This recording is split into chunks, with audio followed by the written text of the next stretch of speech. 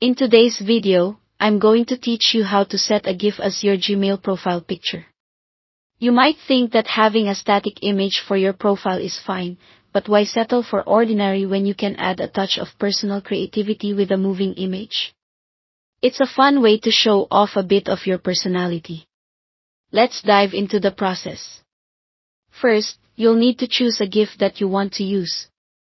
Keep in mind that Gmail may not support direct uploading of GIFs for profile pictures.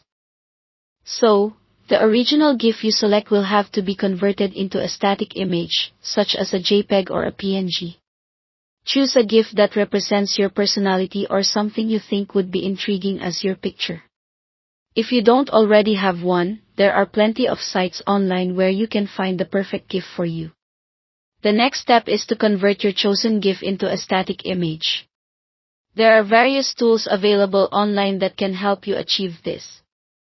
You'll want to search for a GIF to JPEG converter. Once you have accessed one of these tools, upload your GIF file.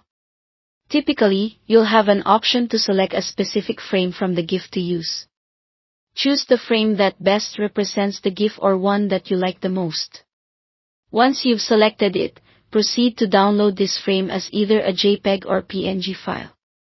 Now, with your new static image ready, it's time to upload it to your Gmail account. Start by logging into your Gmail account on your computer. Locate the profile icon on the top right corner of the screen, where your current profile picture or initials are displayed. Click on this icon to open a small menu. From here, find the Manage Your Google Account button and click on it. Once you are in your Google account settings, navigate to the section that says Personal Info. Under this section, you'll see an option for photo. And yes, that's where the magic happens.